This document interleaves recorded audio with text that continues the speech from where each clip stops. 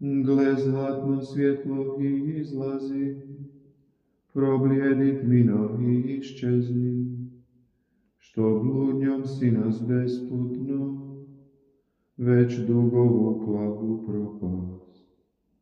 Vedrinu daj nam svjetlosti, za sebe ti nas očisti, od lažne riječi čuvaj nas, iz duše nam progoni mrak. Nek sav nam tako prođe dan, da jezik ruke ne zgriješe, da čiste oči ostanu i prijestup tijela ne takne. Iznad nas Božje oko je, što posve dane gleda nas, on sva nam djela promatra, od rane zore do noći.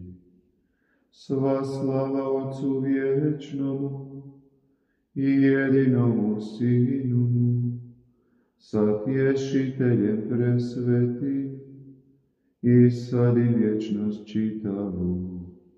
Amen.